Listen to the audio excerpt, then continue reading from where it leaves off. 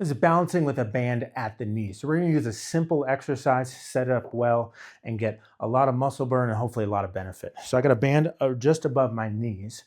I'm going to start with my feet pretty close together and then push the knees out a bit so the band doesn't fall. I want to keep the big toe and the ball of the foot, the first metatarsal, down and flat, and the other toes gently pressing down and flat as well, not curling. I want to start with the center of the knee over the third to fourth toes. And then the side opposite where I'm going to stand, that arm is going to reach long and put fingertips on something for balance support. I'm then going to bend one knee, so I'm on one leg, and send that knee to the side and back a bit into band tension, 30 to 45 degrees or so back. As I do that, I want to make sure the hips are square, meaning as the leg goes back, I don't want my whole body to rotate. Now that I'm up, take a deep breath, make sure your low back doesn't tighten up. Let exhale, so low back is nice and relaxed. And then you might play with the position until we feel work on the glute back pocket, kind of back side of the hip on the standing leg. I want to maintain the whole alignment that we just set up in the beginning. Big toe, ball of the foot pressing into the ground, other toes pressing down and flat, not curling up. Center of the knee over the third to fourth toes. Hips square, meaning hip bones, the pointy part of your hip, pointing forward, and then these fingers are reaching long for a little support at first, but also make sure that I don't lean. For me, it would be off to my left side. I want to stay nice and upright. It's almost like as I lift my leg off the ground, it shouldn't look like much happens. And then we can slowly take hands off whatever you're holding on to, but if you feel yourself wobbling too much or leaning, then go back to fingertips for support. Go 30, 45 seconds, and if you master that, I'd like you to try to progress to a balance pad. So this can get the feet more engaged, and then of course make it a little harder, but I still want to set it up well. Ball of the foot, big toe pressing down, other toes down and flat, not curling. As I want my knee over the third to fourth toe. Many people have it a little far in to start. And then as I step up into it, square up the hips, keep them square as the knee in the air goes out and back a bit, 30 to 45 degrees.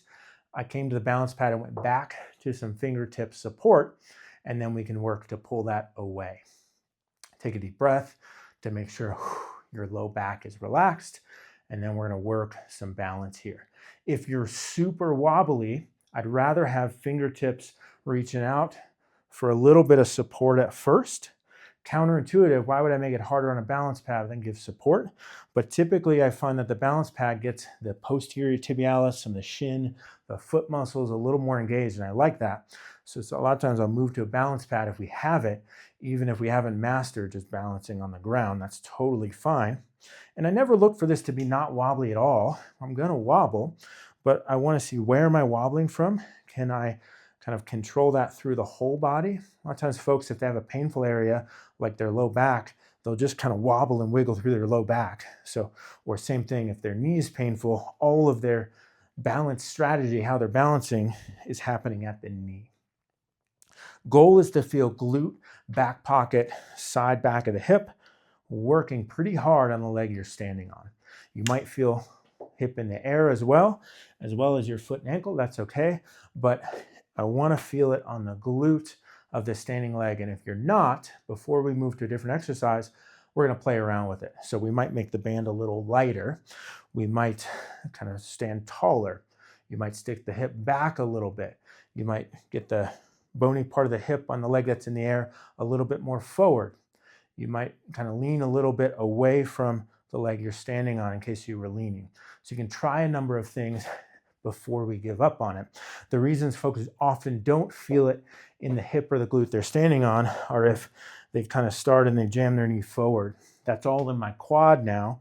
I don't need my glute to balance because I'm using my quad, but I'm a lot more wobbly in through the knee. So we don't want the knee too far forward. Conversely, if the knee's hyperextended, I can now balance without any muscles at all. Particularly if I'm hyperextended at the knee and overextended at the back. Now I'm just hanging on my passive joint structures, don't need as much muscle support. Sometimes sticking the butt too far back. And so on a lot of these positions, we're looking for a relative middle ground, and that might be different for you than it is for me. So there's a little bit of exploration for your body, and also a little just intention as you come up into it. So rather than just kind of standing and balancing, hanging on for dear life and, not really thinking about it, we go in with just a smidgen of intention. Big toe ball the foot down, that gets the foot stable. Other toes then help out. If I curl the toes, then my foot starts to come off the ground. It'll be a little more wobbly. I'm going to knee center the foot, soft knee, soft hip, out and back with the leg in the air, but keeping the hips square. I'm staying upright, but relaxed in the low back. And then you might just kind of search around for you. Do I need to lean a little bit more one way? Do I need to adjust my knee position? Make sure I'm not over tensing something to get some work in the glute on the leg we're standing on. And that's really how we get this to translate into other activities. There's a lot of what's called open chain glute exercises, which are like side leg lifts or clamshells. And I use those. Those can be a good option at a certain point. But ultimately, these muscles engage when our leg is on the ground.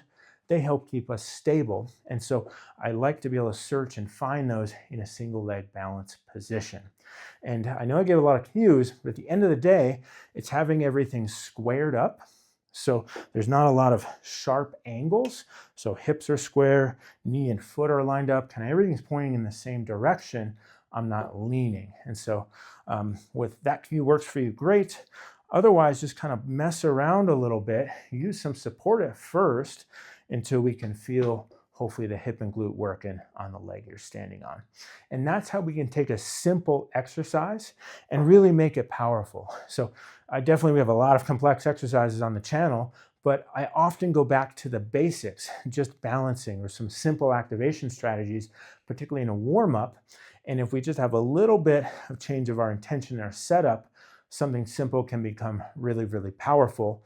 And ultimately, if we can keep a simple strategy, that frees us up to do something more exciting in another part of the workout or another part of just your life outside of fitness or physical therapy. So give that a shot. See if we can turn a simple single leg balance drill into something powerful for the hips and play around with what feels right for you and your anatomy and your body.